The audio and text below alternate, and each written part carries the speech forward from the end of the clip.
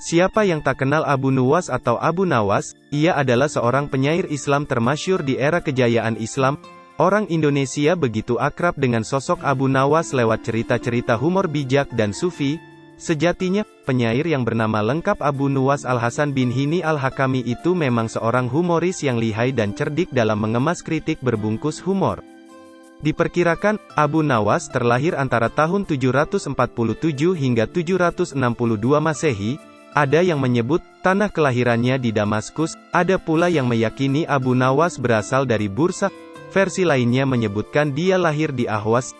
Yang jelas, ayahnya bernama Hani, seorang anggota tentara Marwan bin Muhammad atau Marwan pertama Khalifah terakhir dinasti Umayyah di Damaskus. Sedangkan ibunya bernama Golban atau Jeleban, seorang penenun yang berasal dari Persia. Sejak lahir hingga tutup usia, Abu Nuwas tak pernah bertemu dengan sang ayah. Ketika masih kecil, sang ibu menjualnya kepada seorang penjaga toko dari Yaman bernama Sa'ad al-Yasira.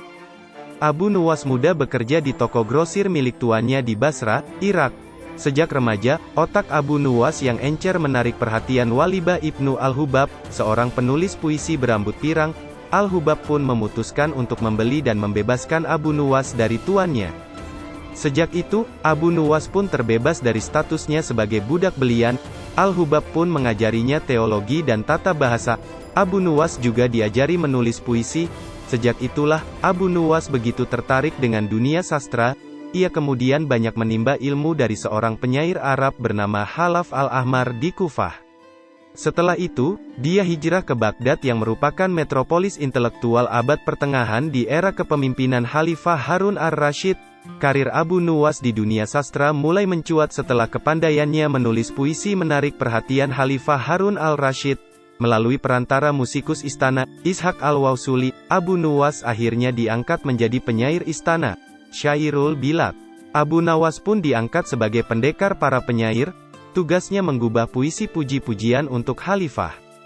Kegemarannya bermain kata-kata dengan selera humor yang tinggi membuatnya menjadi seorang legenda. Namanya juga tercantum dalam dongeng 1001 Malam. Meski sering ngocol, ia adalah sosok yang jujur.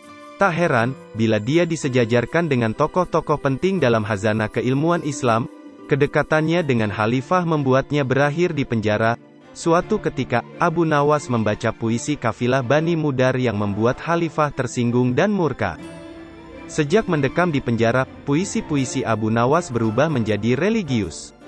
Kepongahan dan aroma kendi tuaknya meluntur, seiring dengan kepasrahannya kepada kekuasaan Allah. Syair-syairnya tentang pertobatan bisa dipahami sebagai salah satu ungkapan rasa keagamaannya yang tinggi. Sajak-sajak tobatnya bisa ditafsirkan sebagai jalan panjang menuju Tuhan. Puisi serta syair yang diciptakannya menggambarkan perjalanan spiritualnya mencari hakikat Allah. Kehidupan rohaniyahnya terbilang berliku dan mengharukan.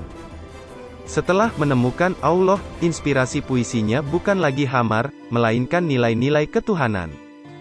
Di akhir hayatnya, ia menjalani hidup zuhud. Seperti tahun kelahirannya yang tak jelas, tahun kematiannya terdapat beragam versi antara 806 Masehi hingga 814 Masehi. Ia dimakamkan di Shunizi, jantung kota Baghdad. Abu Nuwas adalah salah seorang sastrawan Arab terbesar.